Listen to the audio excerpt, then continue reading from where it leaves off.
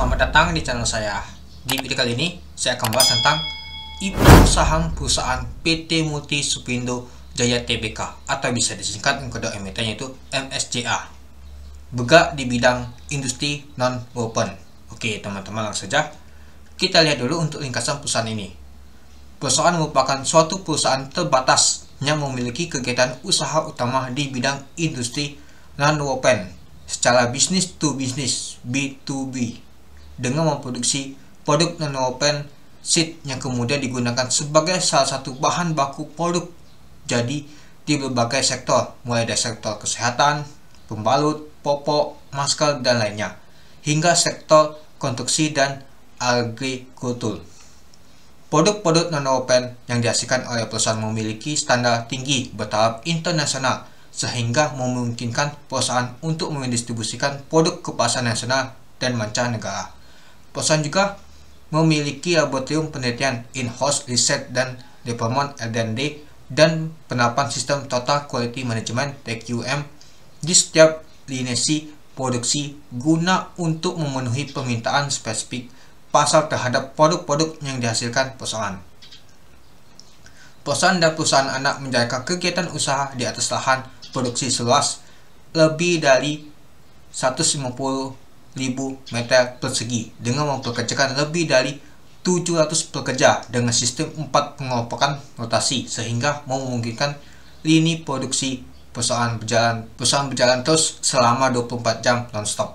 Untuk alamat emitennya yaitu di Desa Jambalan, Kecamatan Balong Bendo, Krian, Sidoarjo, Jawa Timur, Indonesia 61263. Untuk situs perusahaan emiten yaitu http://www.sponindo.com. Nah itu dia teman-teman untuk ringkasan perusahaan ini. Oke, kita lanjut. Nah ini contohnya spoonboardnya ini seperti ini teman-teman. Nah serbaguna kami dapat memproduksi selembut sutra. Ini juga teman-teman, ini produksi komposit juga. Nah ini dia contohnya. Nah ini adalah untuk alat-alat produksinya itu. Oke, kita lanjut. Nah untuk perusahaan ini ya teman-temannya, saya baca dia ini perusahaan Jepang ini teman-temannya itu dengan teknologi Jepang. Pemiliknya nanti juga orang Jepang teman-teman itu. Oke, kita masuk ke informasi perusahaan IPO ini. Jumlah saham ditawarkan adalah 882.352.900 lembar saham dari total saham dicatatkan yaitu 15%. Harga penawaran rentang dari 250 sampai 350. Dana diperoleh sekitar 220 miliar sampai 308 miliar. Untuk penawaran awal yaitu di tanggal 18 Desember sampai 21 Desember tahun 2023. Untuk penawaran umum yaitu di tanggal 3 Januari sampai 8 Januari tahun 2024. Untuk pencatatan saham yaitu di tanggal 8 Januari tahun 2024. Untuk pencatatan saham di Bursa Efek Indonesia yaitu di tanggal 10 Januari tahun 2024. Untuk underwriternya yaitu OD, BRI, Dana Reksa Sekuritas, sama LS, Aliansi Sekuritas Indonesia Tbk. Masuk ke papan utama teman-teman. Itu. Kenapa masuk papan utama? Karena asetnya saja mencapai 1 triliun lebih dan market cap-nya juga 1 triliun. Oke, mari kita lihat nanti. Nah, kita masuk ke rencana penggunaan dana ini. Yang pertama, sekitar 40% akan digunakan untuk pengembangan usaha perusahaan dalam bentuk belanja modal. Nah, untuk rincingannya silakan teman-teman untuk baca prospektus untuk semuanya teman-temannya untuk rencana penggunaan dana ini. Ini saya ringkas saja. Yang kedua, sekitar 30% akan digunakan untuk bentuk modal kerja perusahaan seperti untuk pembiayaan kebutuhan operasional, antara lain pembelian bahan baku, pembiayaan kegiatan operasional, pembayaran gaji karyawan, biaya marketing, dan lainnya. Nah, yang terakhir sekitar 30% akan digunakan untuk pembayaran seluruh dan sebagian pinjaman bank untuk fasilitas modal kerja. Nah, jadi ini ada bayar utang juga 30% itu. Tapi digunakan untuk fasilitas modal kerja teman-teman. Itu dia. Oke, kita lanjut. Nah, kita masuk ke struktur pemegang saham. Nah, sebelum IPO nilai nominalnya itu 100 per saham. Nah, menarik juga ya teman-temannya. Pas IPO nanti sekitar tadi kalau kita lihat 250 sampai 350 itu. Nah, jadi belum tahu besar banget nama tuh pemegangnya ini cuannya teman-teman itu. Oke, mari kita lihat dulu. Yang pertama ada PT Maju Selaras Jaya Merta. Nah, mungkin nanti bisa disingkat dengan MSJ. Ada Hari, ada Hartono, ada Nadi, lalu ada Sasongko Basuki. Nah, Sasongko Basuki ini nanti menjadi pengendalinya. Tapi pengendalinya saja sedikitnya. Nah, Oke, yang paling banyak adalah PT Maju Selaras Jaya Melta. Nah, untuk jumlah sahamnya di stok penuh ada sekitar 5,8 miliar teman-teman. Juga sih teman-teman itu. Oke, kita lanjut untuk nama itu ketentuan dan keterangan mengenai pihak yang dilarang untuk mengalihkan sebagian atau seluruh kepemilikan atas saham perusahaan setelah pernyataan pendaftaran menjadi efektif. Mari kita lihat dulu teman-teman. Nah, seperti biasa sih teman-temannya. Nah, harga penawaran umum perdana saham jangka waktu 6 bulan sebelum penyampaian pendaftaran ke OJK, maka pihak tersebut dilarang mengalihkan sebagian atau seluruh saham perusahaan yang dimiliki sampai dengan 8 bulan setelah pernyataan pendaftaran sehubungan dengan penawaran umum perdana menjadi efektif lock-up periode itu. Nah, kalau kita sih ada MSJM ya teman-temannya. Nah, MSJM ini sama 6 bulan nanti. Nah, ini dia. Oke, kita lanjut. Nah, langsung saja teman-teman. Dengan demikian, berdasarkan ketentuan pasal 2 ayat 1 Peraturan OJK nomor 25 2017 mengingat bahwa MSJM memperoleh saham dalam jangka waktu 6 bulan sebelum penyampaian pernyataan pendaftaran ke OJK sebagaimana dijelaskan di atas, maka MSJM tidak dapat menjual atau mengalihkan seluruh saham yang dimiliki di dalam perusahaan dalam jangka waktu 8 bulan setelah pernyataan pendaftaran memperoleh efektif. Nah, artinya yang ini di lock up atau tidak boleh jualan teman-teman itu. Nah, lalu teman-teman, si Sasongko Basuki selaku pengendali perusahaan menyatakan dalam surat pernyataan terkait pengendalian pada PT Multi Supindo Jaya Tbk tertanggal 13 Oktober tahun 2023 bahwa tidak akan melepas kepengendalian atas perusahaan sekurang-kurangnya 1 tahun sejak tanggal efektif dikeluarkan oleh OJK dalam rangka penawaran umum perdana saham. Nah, jadi si Bapak Sasongko Basuki ini tidak akan mengalihkan teman-teman. Nah, ini dia. Nah, kalau kita lihat sih sekitar 6,3%. Tapi teman-teman, nah si Hartono Yunardini tidak ada namanya sama sekali di sini teman-teman. Bisa saja nanti dia kapan saja bisa keluar atau lepas dia teman-teman. Karena tidak ada nama itu dialihkan sahamnya. Artinya mereka ini boleh jualan. Jadi tetap hati-hati ya teman-temannya untuk Hartono dan Yunardini itu. Nah, yang di lock up tuh cuma 2 ini, PT Maju Selaras Jaya Melta sama Sasongko Basuki ini. Nah, Sasongko Basuki ini nanti sebagai pengendalinya teman-teman itu. Jadi tetap hati-hati, itu aja. Oke, kita lanjut. Nah, ini adalah struktur kepemilikan perusahaannya teman-teman. Mari kita lihat dulu teman-teman. Lumayan banyak juga ya teman-temannya.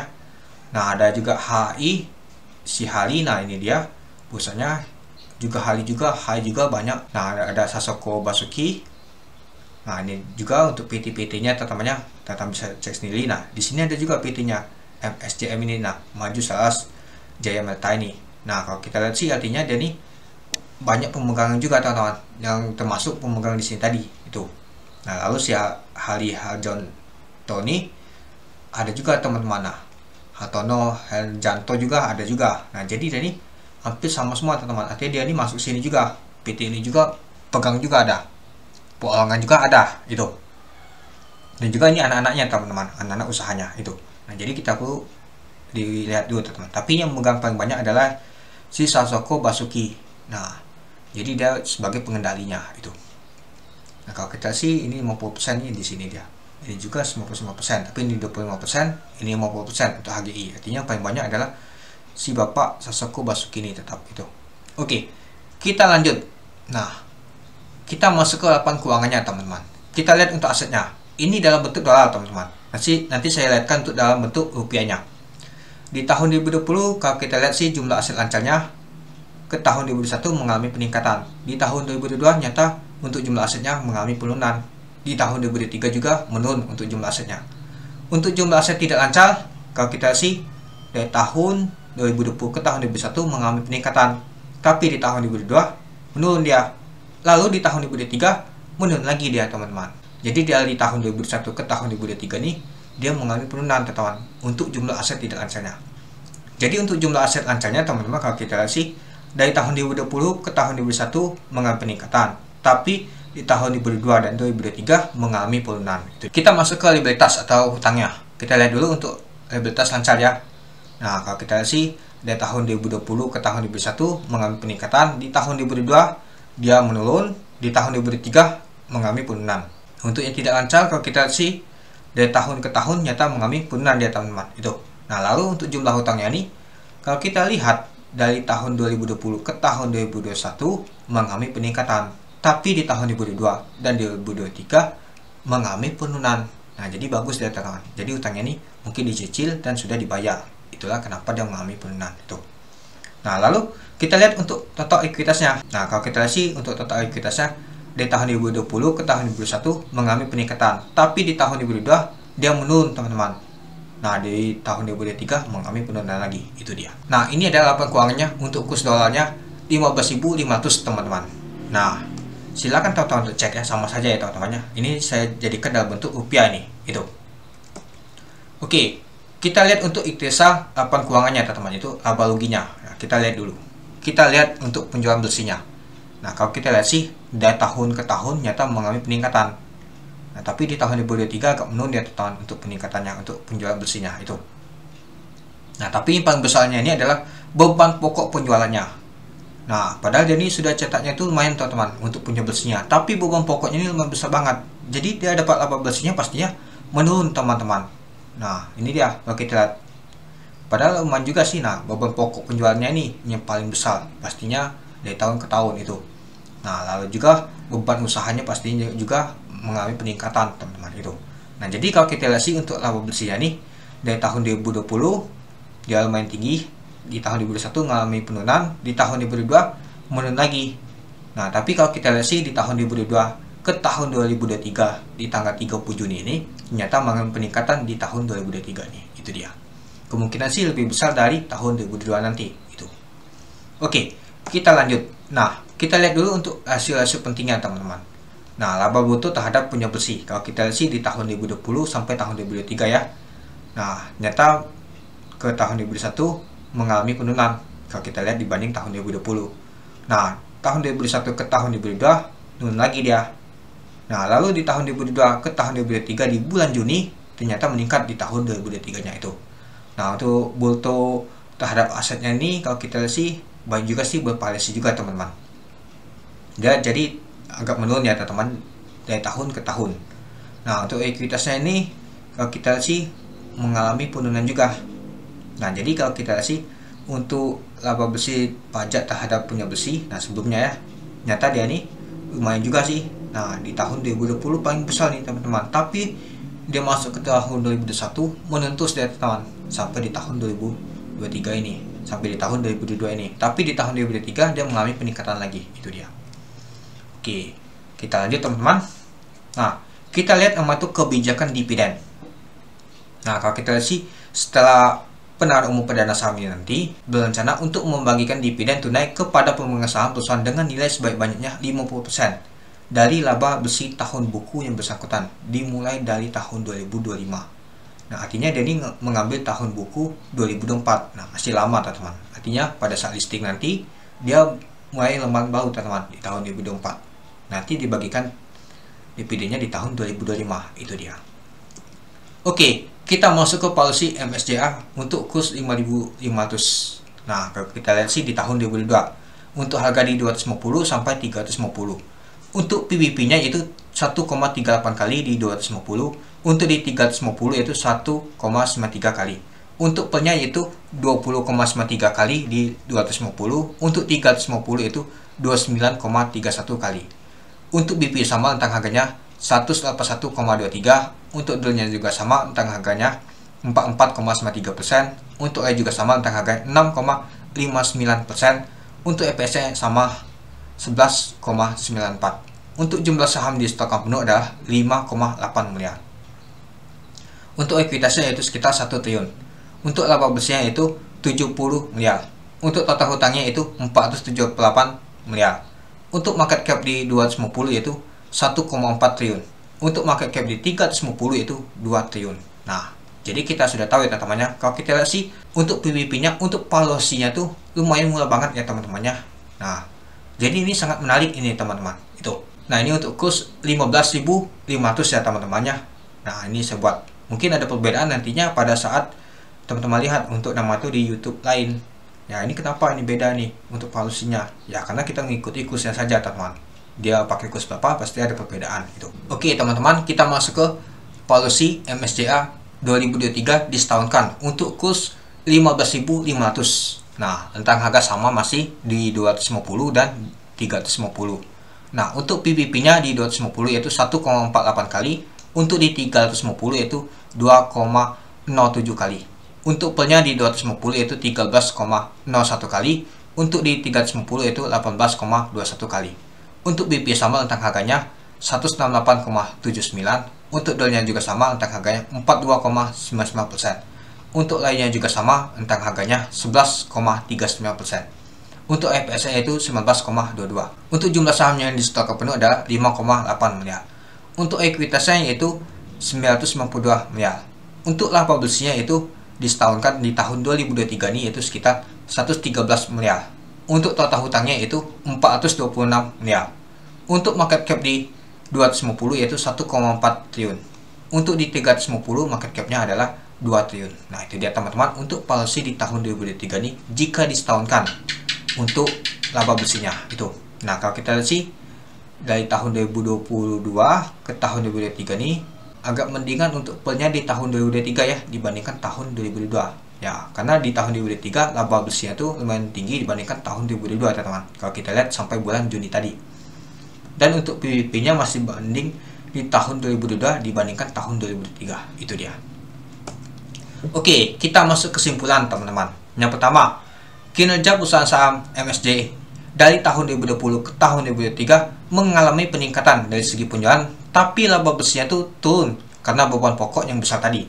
Yang kedua, tujuan penggunaan dana lumayan menarik untuk modal kerja dan belanja modal, tapi 30% buat bayar hutang. Nah, bayar hutang tadi itu untuk modal kerja juga teman-teman, untuk fasilitasnya tadi itu. Yang ketiga, untuk underweight dari IPO saham MSJA ini adalah OD dan LS. Nah, bervariasi pergerakannya. Mari kita lihat. Nah, ini untuk BLI Dana Reksa Sekuritas OD. Nah, di tahun 2018 6% satu kali A, tumbuh 6%.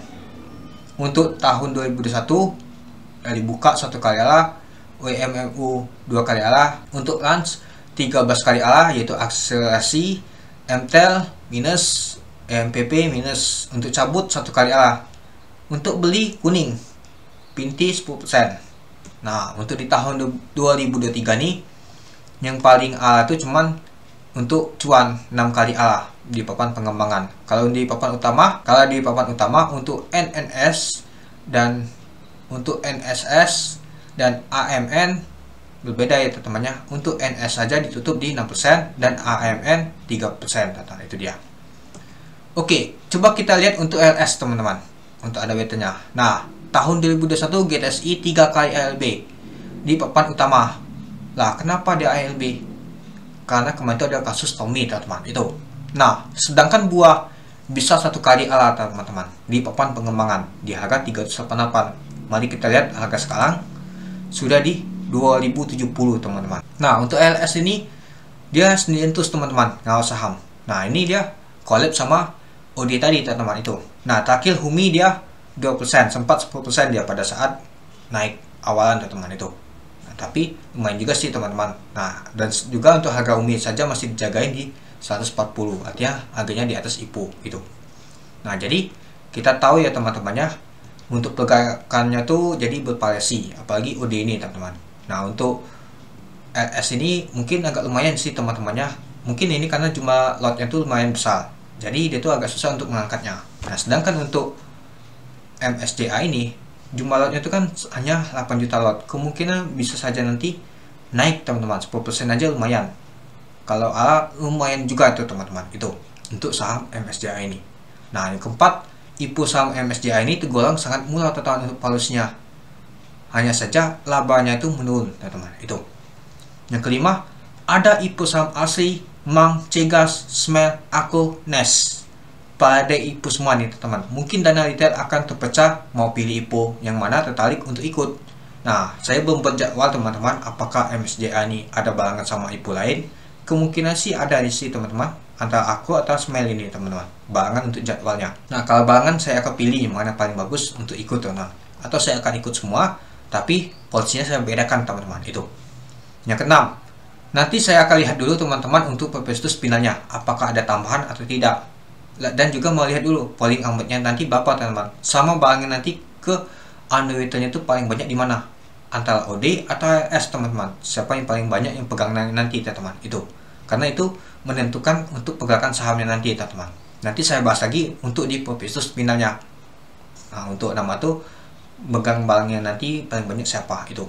Nah, yang keenam, untuk IPO saham MSCI ini lebih cocok memanfaatkan momentum jangka pendek saja teman. IPC. Yang penting cuan saja itu. Misalkan tidak naik berapa persen, jual ya sudah. Yang penting cuan. Itu aja teman-teman. Nah, jadi kita kalau mau hold tuh ya mungkin banyak sekali saham gocap. Nah, untuk saham MSCI ini perusahaan Jepang ya teman-teman ya.